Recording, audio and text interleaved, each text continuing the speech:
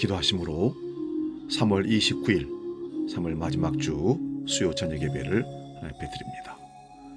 참 좋으신 아버지 하나님, 날마다 우리에게 은혜를 베푸시고 3월 한 달을 은혜 중에 잘 살아가게 하시니 감사합니다.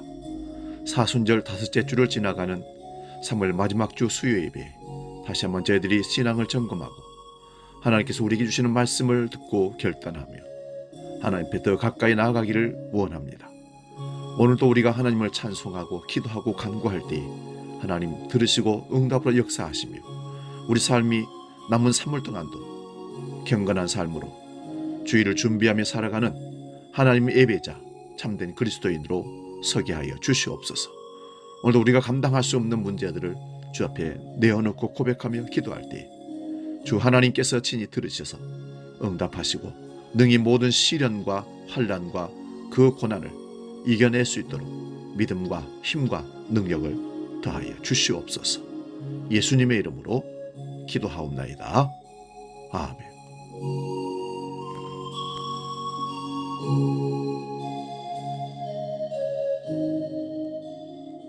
찬송가 269장 그 참혹한 십자가에 함께 찬송합니다.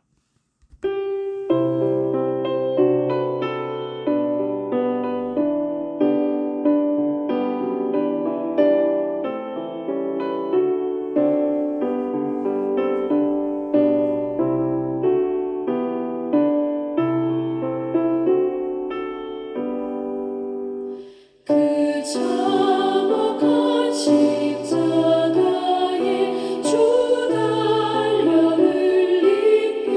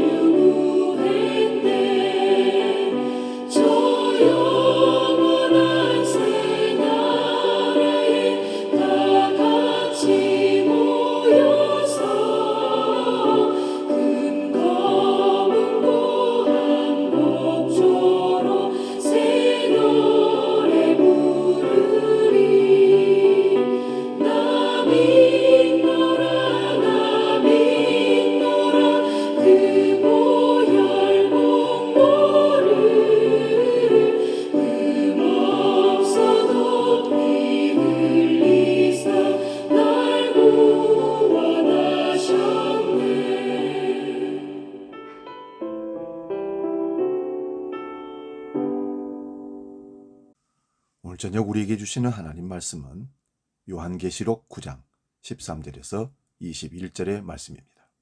오늘 저녁 우리에게 주시는 하나님 말씀은 요한계시록 9장 13절에서 21절의 말씀입니다. 시약성경 408면에 있습니다.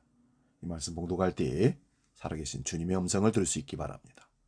요한계시록 9장 13절에서 21절 지금 봉독합니다.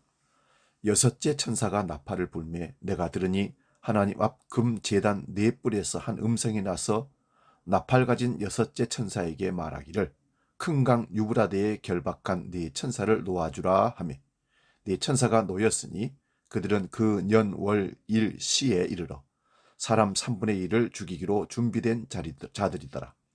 마병대의 수는 2만 만이니 내가 그들의 수를 들었노라. 이 같은 환상 가운데 그 말들과 그 위에 탄 자들을 보니 불빛과 자줏빛과 유황빛과 호심경이 있고 또 말들의 머리는 사자머리 같고 그 입에서는 불과 연기와 유황이 나오더라. 이 세 재앙 곧 자기들의 입에서 나오는 불과 연기와 유황으로 말미암아 사람 3분의 1이 죽임을 당하니라. 이 말들의 힘은 입과 꼬리에 있으니 꼬리는 뱀 같고 또 꼬리에 머리가 있어 이것으로 해하더라. 이 재앙에 죽지 않고 남은 사람들은 손으로 행한 일을 회개하지 아니하고 오히려 여러 귀신과 또는 보거나 듣거나 다니거나 하지 못하는 금은 돈과 목상 우상에게 절하고 또 그 살인과 복술과 음행과 도둑질을 회개하지 아니하더라. 아멘. 봉독한 말씀으로 요한계시록 강의 39번째 여섯째 나팔 첫 번째 말씀으로 함께 말씀의 은혜를 나눕니다. 요한계시록의 이런 내용이 영적인 일입니까? 눈에 보이는 실제적인 일입니까? 메뚜기 재앙이나 여러 가지 나팔을 통해서 나왔던 모든 재앙들이 영적인 일일 수도 있고 육적인 일일 수도 있으니 그것을 잘 해석할 수 있어야 됩니다. 출애굽기의 메뚜기 재앙은 실제적인 메뚜기 재앙입니다. 그러나 요엘서에 나오는 환상 가운데 봤던 메뚜기 황충의 재앙은 영적인 재앙입니다. 그러므로 재앙이 임한다는 것은 하나님의 백성들이 하나님 앞에 범죄하고 여호와의 큰 날에 영적인 재앙을 받는 것을 뜻합니다. 그런데 요한계시록을 해석하는 많은 자들이 문자적으로만 이것을 해석을 해서 사람들로 하여금 두려움을 갖게 하고 잘못된 해석으로 말미암아 말씀의 오류를 범하는 경우들이 참 많습니다. 요한계시록에 기록된 말씀이 미래에 실제로 일어날 일로 보는 그래서 아주 회개망측한 행동을 하는 그런 이단들이 잘못된 해석으로 성도들을 현혹하는 경우들이 많습니다. 그러므로 이 말씀들을 어떻게 바라볼 것인가를 잘 주목하여 보시고 말씀을 따라서 해석하고 함께 나아갈 수 있기를 바랍니다. 오늘 본문 16절에 보면 마병대 2만만에 대하여 얘기가 나옵니다. 여러분 2만만 그러면 각주 밑에 뭐라고 되어 있냐면 2억 이렇게 되어 있습니다. 여러분 2만 곱하기 만을 곱하면 2억이 됩니다. 2021년 세계 군인 수를 글로벌 통계회사가 통계를 내었는데 전 세계 172개국 6개공 현역 군인 총수를 세어보니까 4,929만 546명이라는 것입니다. 제가 이런 말씀을 드리는 이유는 요한계시록의 가장 많은 내용은 십자가에서 일어난 영적인 일을 사도 요한이 환상으로 보았다는 내용입니다. 그게 바로 20장까지의 말씀입니다. 본문 13절 14절을 보면 여섯째 천사가 나팔을 분다고 나옵니다. 그때 하나의 음성을 듣게 되는데 그 음성은 하나님 앞에 있는 금제단 네 뿔에서 나옵니다. 금제단은 구약의 성전에 있는 분향단을 말합니다. 구약 성전에서 금제단은 분향하는 것인데 분향은 기도를 의미한다고 우리가 지난번에 살펴보았습니다. 금제단의 네 뿔에서 한 음성이 나서 나팔 가진 여섯째 천사에게 말하기를 큰 강 유브라데에 결박한 네 천사를 놓아주라고 합니다. 우리 계시록 6장 9절에서 11절 말씀 봅니다.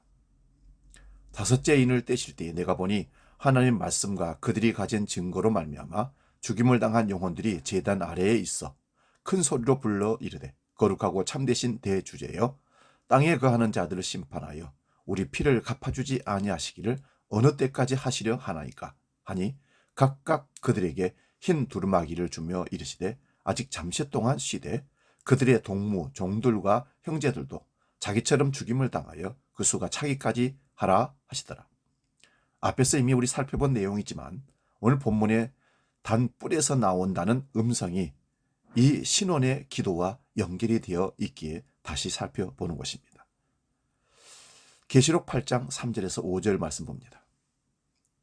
또 다른 천사가 와서 제단 곁에 서서 금향로를 가지고 많은 향을 받았으니 이는 모든 성도의 기도와 합하여 보좌 앞 금 제단에 드리고자 함이라. 향연이 성도의 기도와 함께 천사의 손으로부터 하나님 앞으로 올라가는지라. 천사가 향로를 가지고 제단에 불을 담아다가 땅에 쏟음에 우레와 음성과 번개와 지진이 나더라. 일곱째 인의 내용입니다. 오늘 본문에서 금 제단의 네 뿔에서 나는 음성은 다섯째 인을 뗄 때의 신원 기도와 일곱째 인의 내용이 함께 이루어지는 겁니다. 그러므로 인과 나팔과 대접은 십자가의 동시적 심판과 구원을 의미한다고 말씀을 드렸습니다. 마태복음 23장 33절에서 36절 말씀을 봅니다. 뱀들아 독사의 새끼들아 너희가 어떻게 지옥의 판결을 피하겠느냐. 그러므로 내가 너희에게 선지자들과 지혜 있는 자들과 서기관들을 보내매 너희가 그 중에서 더러는 죽이거나 십자가에 못 박고 그 중에서 더러는 너희 해당에 채찍질하고 이 동네에서 저 동네로 따라다니며 박해하리라. 그러므로 의인 아벨의 피로부터 성전과 제단 사이에서 너희가 죽인 바랴가의 아들 사가랴의 피까지 땅 위에서 흘린 의로운 피가 다 너희에게 돌아가리라. 내가 진실로 너희에게 이르노니 이것이 다 이 세대에 돌아가리라. 여기서 뱀들과 독사의 새끼가 누구입니까? 서기관과 바리새인들을 지칭합니다. 그들의 외식하는 행동을 책망하면서 예수님께서 그들의 조상들이 선지자들을 어떻게 대하였는지 말씀하면서 아벨의 피로부터 사가랴의 피까지 땅 위에서 흘린 의로운 피가 이 세대에 너희에게 돌아가리라고 합니다. 그러므로 구약 성경에서 모든 믿음의 사람들을 핍박하고 죽인 그 죄가 이 세대에 돌아간다는 것은 예수님의 십자가로 그들이 심판을 받는다는 말씀입니다. 그러므로 오늘 본문도 십자가로 일어난 심판을 상징합니다. 본문 14절을 보면 나팔 가진 여섯째 천사에게 말하기를 큰 강 유브라데에 결박한 네 천사를 놓아주라고 합니다. 13절에서 금제단 네 뿔에서 나온 음성입니다. 하나님의 말씀과 그 증거로 인하여 죽임을 당한 자들의 기도가 금향로에 담겨져서 올려짐이 다섯째 인과 일곱째 인이었다고 말씀을 드렸습니다. 이제 그 응답이 이루어져서 심판이 진행되는 겁니다. 그래서 유브라데 강에 결박된 네 천사를 풀어주라고 합니다. 네 천사가 결박된 것은 앞에서 네 바람을 잡고 있으라는 말씀과 연결이 됩니다. 동서사방의 네 바람을 불지 않게 잡고 있으라는 겁니다. 그 말은 인 7기까지 인쳐야 할 사람들이 함께 죽으면 안 되기 때문에 인을 쳐서 숫자를 채우기까지 잡고 기다리라 이런 뜻입니다. 계시록 7장 1절에서 3절 말씀입니다. 이힐 후에 내가 네 천사가 땅 네 모퉁이에 선 것을 보니 땅의 사방의 바람을 붙잡아 바람으로 하여금 땅에나 바다에나 각종 나무에 불지 못하게 하더라. 또 보매 다른 천사가 살아계신 하나님의 인을 가지고 해 덮는 데로부터 올라와서 땅과 바다를 해롭게 할 권세를 받은 네 천사를 향하여 큰 소리로 외쳐 이르되 우리가 우리 하나님의 종들의 이마에 인치기까지 땅이나 바다나 나무들을 해하지 말라 하더라. 아멘. 동서사방의 바람을 잡아둔 것은 하나님의 종들의 이마에다가 인치기까지입니다. 인침이 끝나면 심판이 진행됩니다. 이처럼 지금 여섯 번째 나팔 재앙에서 네 천사의 결박을 풀라고 하는 것은 심판을 집행한다는 겁니다. 본문 15절을 봅니다. 네 천사가 놓였는데 그들은 그 연월 시에 사람의 3분의 1을 죽이기로 준비된 자들이라. 연월 시 앞에 정관사 더가 붙어 있기에 한 날을 얘기하는 겁니다. 이 한 날이 무슨 날일까요? 지금까지 살펴본 대로 의인의 피를 흘린 일에 대한 심판의 날입니다. 그러므로 예수님의 십자가는 구약의 완성이기에 아담으로부터 예수님의 십자가까지 의인의 피를 흘린 자들을 심판하십니다. 그러나 그 피 흘림 당한 자들에게 구원이 일어납니다. 왜 3분의 1만 죽이는 겁니까? 그 이유는 자주 말씀드린 대로 십자가는 성자와 성령과 성부가 함께 일하시기 때문에 3분의 1이지만 모두를 멸망시키는 것과 같은 것입니다. 본문 16절입니다. 마병대의 수는 2만 만입니다. 2억의 군대를 동원하려면 어느 나라가 동원되어야 하겠습니까? 세대주의 종말론 해석을 하는 사람들에 의하면 중국과 인도 정도가 돼야 2억 명을 군대를 동원할 수 있을 겁니다. 그래서 세대주의 종말론주의자들이 중국과 인도의 군대가 유프라테스 강에 이르면 그 강을 건너 회복된 이스라엘과 아마겟돈 전쟁을 한다고 얘기를 합니다. 그런데 처음에 말씀드린 대로 현재 전 세계의 172개국의 군인 수를 다 합하여도 2억의 4분의 1도 안 됩니다. 문자대로 하면 그들이 말을 타고 가야 합니다. 이런 말씀을 드리는 이유는 상징과 실제를 확인해 보라는 말씀입니다. 그러므로 이런 군대는 다섯째 나팔에서 본 황충의 재앙과 같은데 이제는 죽이는 겁니다. 그러면 왜 유프라테스 강입니까? 창세기 15장 18절을 보면 하나님께서 아브라함에게 약속한 땅이 애굽강에서부터 유프라테 강까지입니다. 나일강에서 유프라테스 강까지 약속의 땅으로 주셨다는 말씀입니다. 모세를 통하여서도 신명기 11장 24절에 말씀하셨고 여호수아를 통해서도 여호수아 1장 4절에 말씀했습니다. 그러나 이 땅을 다 차지하지 못하였습니다. 다윗이 약속의 땅을 가장 많이 확장하기는 했지만 유프라테스 강까지는 가지 못했습니다. 그러므로 유프라테스 강을 중심으로 세계의 제국들이 등장하고 이스라엘을 공격했습니다. 그래서 아수르로 바벨론으로 이스라엘 백성들이 포로로 잡혀가기도 했습니다. 그러나 하나님의 약속은 그 사로잡혀갔던 땅에서 돌아오게 하시겠다고 말씀하셨습니다. 이사야 11장 15절 16절을 보겠습니다. 여호와께서 애굽 해만을 만드시고 그의 손을 유브라데 하수 위에 흔들어 뜨거운 바람을 일으켜 그 하수를 쳐 7갈래로 나누어 신을 신고 건너가게 하실 것이라. 그의 남아있는 백성 곧 아수르에서 남은 자들을 위하여 큰 길이 있게 하시되 이스라엘이 애굽 땅에서 나오던 날과 같게 하시리라.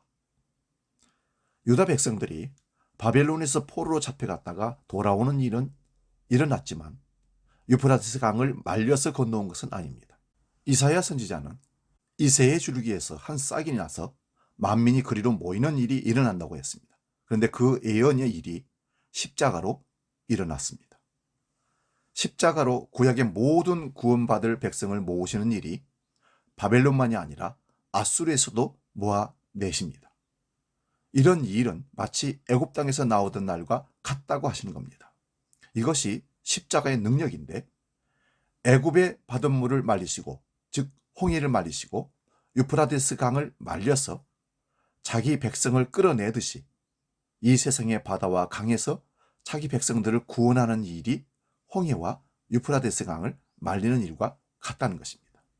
여러분, 우리는 이 세상을 바다라고 얘기합니다. 그 바다에서 우리는 떠내려가기도 하고 휩쓸리기도 하고 그 바다의 강을 건너지 못하고 방황하는 경우도 있습니다.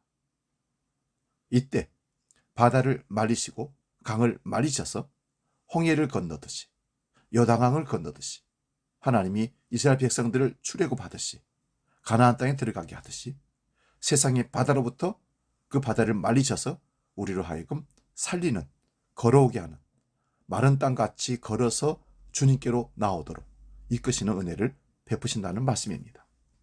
스가랴서 9장 9절 10절을 보겠습니다. 시온에 따라 크게 기뻐할지어다.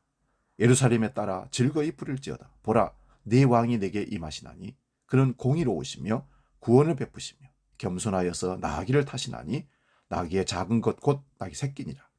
내가 에브라임의 병거와 예루살렘의 말을 끊겠고 전쟁하는 활도 끊으리니 그가 이방 사람에게 화평을 전할 것이요 그의 통치는 바다에서 바다까지 이르고 유브라데 강에서 땅끝까지 이르리라. 메시아가 예루살렘에 입성하실 때 나귀 새끼를 타고 오십니다.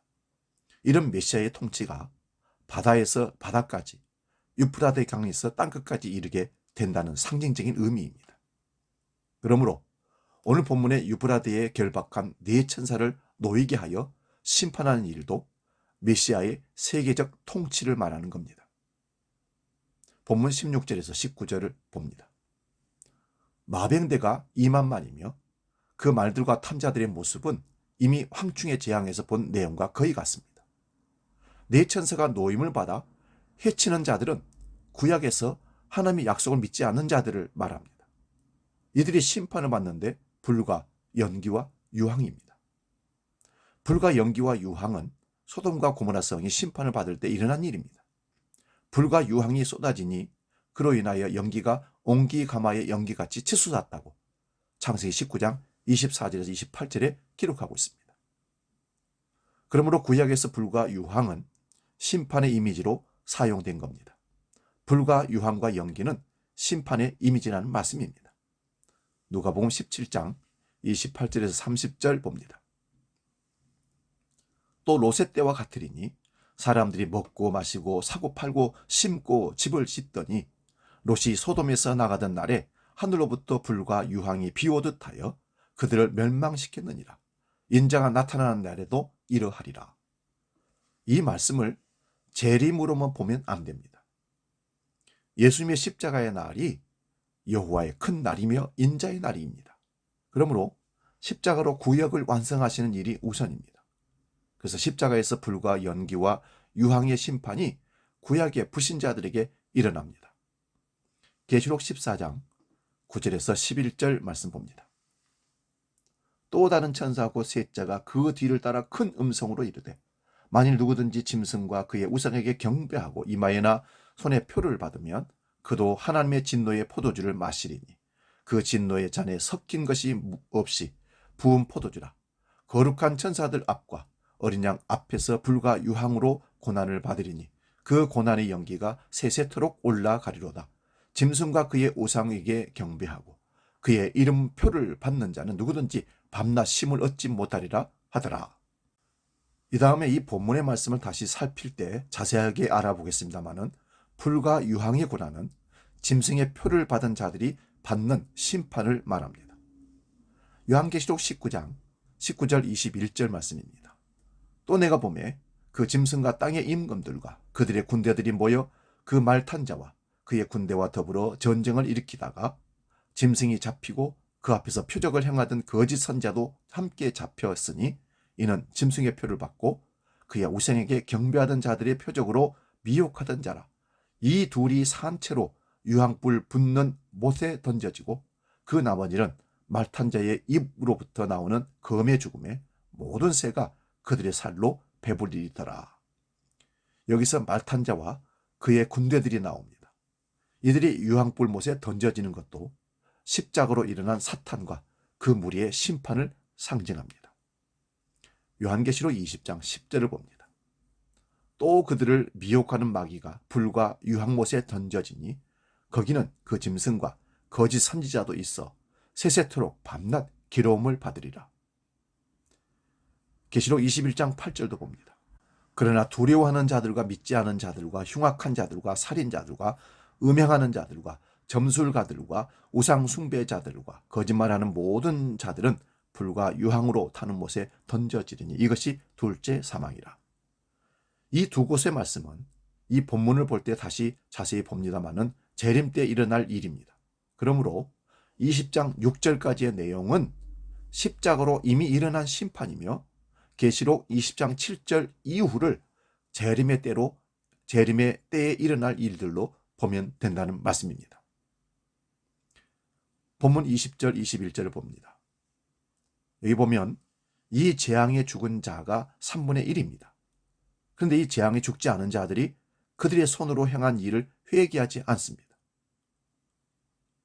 오히려 여러 귀신과 또는 보거나 듣거나 다니거나 하지 못하는 금, 은, 돈과 목석의 우상에게 절하고 또 그 살인과 복술과 음행과 도둑질을 회개하지 않습니다. 그러므로 이들도 대접재앙으로 심판을 받게 됩니다. 심판을 받는 자들은 회개가 되지 않는 자들입니다. 그들의 죄가 무엇인지를 모르기에 회개하지를 못하는 겁니다. 요한계시록 16장 6절에서 11절 말씀 봅니다.